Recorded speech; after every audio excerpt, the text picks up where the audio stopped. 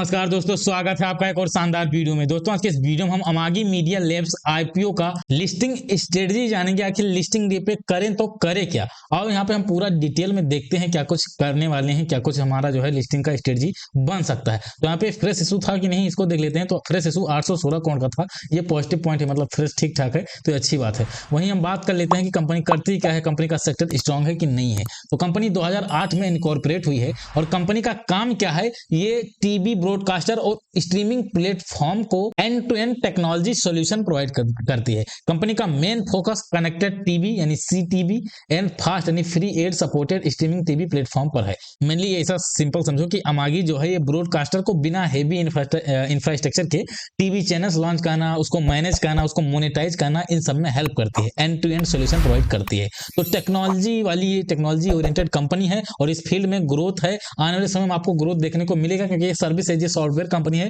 तो इससे इसको फायदा देखने को मिलेगा। साथ ही साथ ये ग्लोबल ओरिएंटेड है। यूएस, यूरोप और एशिया में इसके 700 प्लस कंटेंट ब्रांड के साथ कोलेब्रेशन है, यानी उनके साथ काम करती है, तो इसके पॉजिटिव पॉइंट है भाई। तो सेक्टर भाई ठीक ठाक है, सेक्टर में दिक्कत नहीं है।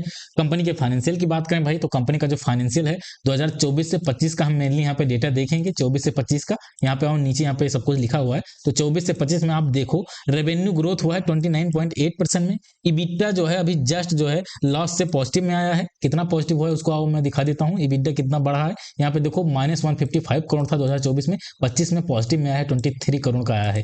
ऐसे ही आप प्रॉफिट देखोगे तो अभी भी प्रॉफिट करीब लॉस में है, बट 25 से इसी 25 में मतलब मार्च 25 से सितंबर 25 में आप देखो 6 करोड़ 47 का जो है यहाँ पे प्रॉफिट हुआ है। मतलब कंपनी सितंबर 2025 में कहीं ना कहीं अपने आप को सस्टेन कर ली है और प्रॉफिट वगैरह में आना शुरू हो गया है, और लग रहा है कि आने वाले क्वार्टर रिजल्ट में इसका अच्छा परफॉर्मेंस देखने को मिल सकता है। यानी कंपनी कहीं ना कहीं ठीक ठाक परफॉर्मेंस कर रही है। फंडामेंटल इसके गुड है, बेकार तो फंडामेंटल नहीं है, क्योंकि सब कुछ इंप्रूव देखने को मिल रहा है, इंप्रूवमेंट होते हुए देखने को मिल रहा है। प्रमोटर होल्डिंग की बात करें तो प्रमोटर होल्डिंग कम है, ये थोड़ा सा नेगेटिव पॉइंट है भाई, प्रमोटर होल्डिंग इसके कम है। वहीं हम बात करते हैं रिटर्न ऑन नेटवर्थ का। रिटर्न ऑन नेटवर्थ इसका जो है निगेटिव है, कोई मतलब नहीं है। इबिटा वगैरह सब बेकार है, सब हटाओ, कोई मतलब नहीं है इसका पढ़ने का। आओ यहाँ पे देख लेते हैं ऑब्जेक्टिव। तो ऑब्जेक्टिव कंपनी अपने ऊपर खर्चा करेगी टेक्नोलॉजी एंड क्लाउड इंफ्रा में। कंपनी 550 करोड़ खर्चा करने वाली है, जो कि पॉजिटिव पॉइंट है, मतलब सही है भाई, बढ़िया है। पीयर कंपैरिजन की बात करें तो इस फील्ड में मतलब इस सेक्टर में कोई भी कंपनी अभी लिस्टेड नहीं है, तो हम डायरेक्ट भाई पीयर कंपैरिजन नहीं कर सकते हैं, तो ये वाला पूरा पोर्शन ही हट जाता है और इस चीज का इसे बेनिफिट कहीं ना कहीं देखने को मिल सकता है। आईपीओ प्राइस की बात करें तो आईपीओ का प्राइस फेयर नहीं है, महंगे प्राइस पे आईपीओ ला रहे हैं और सस्ता प्राइस कर सकते थे, बट चलो ठीक है, आजकल तो बहुत हाई हाई पी पे आईपीओ आते हैं और ठीक ठाक रिटर्न भी दे देते हैं, ठीक ठाक उनसे प्रॉफिट भी हो जाता है। और एंकर बुक देखते हैं कि एंकर बुक की रेटिंग वगैरह क्या है, उसके बाद हम फाइनली जानेंगे कि फंडामेंटल स्ट्रांग है कि नहीं है। तो एंकर बुक की रेटिंग 9 आउट ऑफ 10 है, मतलब शानदार इसकी एंकर बुक की रेटिंग है। 9.5 से ऊपर होती तो और बेहतर रहता, बाकी 9 से ऊपर है तो बढ़िया है। अब एंकर बुक की रेटिंग क्यों ज्यादा है, यहाँ पे आपको सब साफ पता चल जाएगा, क्योंकि डोमेस्टिक जो म्यूचुअल फंड है उनका पोर्शन 76 का है, लाइफ इंश्योरेंस का 6.7 का है, और यह पीआई इनका पोर्शन 10% है। इसी वजह से इसका जो है इतना ज्यादा रेटिंग देखने को मिला है। फंडामेंटल की बात करें तो फंडामेंटल इसका स्ट्रांग नहीं है और गुड भी नहीं है, नॉट गुड मान सकते हैं, मतलब एवरेज मान सकते हैं। एवरेज इसका फंडामेंटल है, एवरेज फंडामेंटल है, ज्यादा खास फंडामेंटल यहाँ पे नहीं है। रीजन आपको पता है भाई, पी वगैरह रीजनेबल नहीं है, साथ ही साथ जो है अभी जस्ट ये प्रॉफिट में आई है और आने वाले रिजल्ट यानी क्वार्टर रिजल्ट में ठीक ठाक परफॉर्मेंस देखने को मिल सकता है, बट वो दिख सकता है, अभी हमारे पास डेटा नहीं है, तो ये वो दिख जाएगा तब अच्छी बात है, लेकिन अभी के अकॉर्डिंग तो फंडामेंटल एवरेज ही है। और जीएमपी देखते हैं तो जीएमपी भाई ज्यादा जीएमपी नहीं, 5.3% का जीएमपी देखने को मिल रहा है, ज्यादा जीएमपी तो नहीं है। अभी जब मैं वीडियो रिकॉर्ड कर रहा हूँ उस समय जीएमपी 5.3% का है। जीएमपी में कोई भी अपडेट आता है हमारे टेलीग्राम पे मिल जाएगा, या जो है सब जगह मिल जाएगा, इंस्टाग्राम, टेलीग्राम, फेसबुक, सब जगह अपडेट दे दिया जाएगा। अब बात करते हैं लिस्टिंग गेन कितना हो सकता है।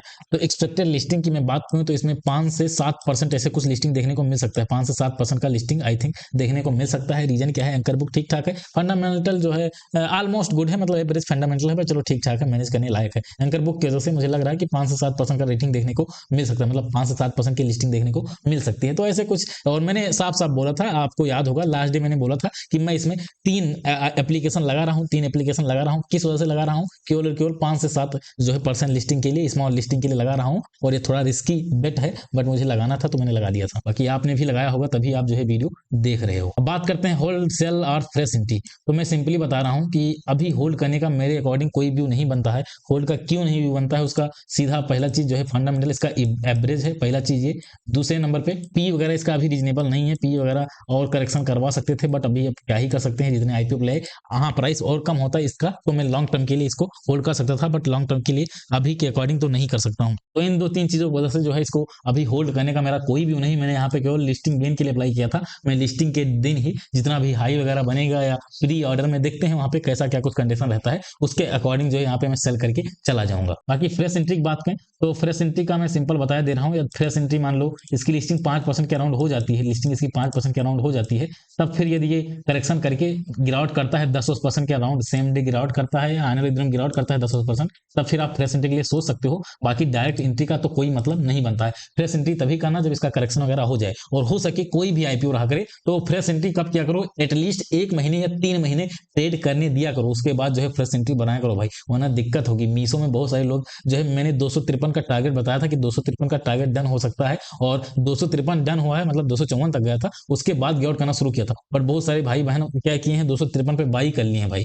बताओ वो लोग फंस गए ना। तो इसलिए ज्यादा जल्दीबाजी मत किया करो भाई, आने वाले दिनों में सब कुछ करेक्शन होता है। मीशो फिर से ऊपर जाएगा, लेकिन अभी नीचे है, अभी नीचे उसको कुछ पॉइंट छोड़ गए हैं, उसको डन करना है, उसके बाद ही वो ऊपर जाएगा। तो इतना जल्दी टेंशन मत लेकर। अब देखो फ्रेश एंट्री कॉन्सेप्ट क्या होता है, कोई भी आईपीओ मान लो ये अमागी लिस्ट हो जाता है, सीधा ऊपर भागने लगता है, तब भी आपको टेंशन नहीं लेता है। ऊपर जाएगा, ऊपर जाएगा, 1 दिन जाएगा, 2 दिन, 4 दिन, 5 दिन ऊपर जाएगा, उसके बाद में वहां पे पोजीशन फिल होना शुरू होगा। बिग प्लेयर अपना प्रॉफिट बुकिंग वहां पे शुरू करेंगे। वो लोग जब प्रॉफिट बुकिंग करते हैं तो फिर वो गिर के आता है, कहां तक आता है, ऐसे कहीं तक नहीं जाता है। एक पॉइंट होता है, बिग प्लेयर का एक बाइंग ऑर्डर होता है, वहां तक जाता है, और इस बाइंग ऑर्डर पे जब आएगा तब आप भी यहाँ पे बाई कर लेना और बिग प्लेयर के साथ चल देना। एक आपने मीम देखा होगा कि ऑपरेटर गाड़ी चला रहा होता है, पीछे एक बच्चा बैठा होता है, तो उसी तरह हम लोगों को करना है, हमें ऑपरेटर के साथ मूव करना है, मतलब बिग प्लेयर के साथ मूव करना है। तो उसके लिए यही करना होगा। अब बहुत सारे लोग पूछ रहे होंगे कि इसको कैसे आइडेंटिफाई करें। भाई चैनल को सब्सक्राइब करके रखो, ऐसा कुछ भी स्ट्रक्चर बनेगा, हम लाइव आते हैं, लाइव में डिस्कशन हो जाएगा। हम आगे के बारे में आने वाले 1 आध महीने में पूछना, मैं आपको बता दूंगा भाई कि कहां से बाइंग वगैरह का पोजीशन बन रहा है। तो सबसे सेफ तो यही रहता है कि 1 आध महीना ट्रेड करने दो, 1 आध महीना या 3 महीना, उसके बाद ही एंट्री करो। बाकी जिनको डायरेक्ट एंट्री करना है उनसे यही कहूंगा कि 10% फॉल करता है लिस्टिंग के बाद, तो फिर यहाँ पे बाई के लिए सोच लेना, उससे पहले तो डायरेक्ट एंट्री का कोई मतलब नहीं बनता है। आई होप आज की वीडियो में मैंने सारा कुछ कवर कर दिया होगा। फिर भी कुछ चीजें बची हूँ, आपके अंदर डाउट चल रहा है, तो आप मुझसे कमेंट में बेशक पूछ सकते हैं। फिलहाल आज की वीडियो को समाप्त करते हैं। ऐसे शानदार कंटेंट के लिए चैनल को सब्सक्राइब करिएगा। मिलते हैं अगले वीडियो में, तब तक के लिए जय हिंद, वंदे मातरम।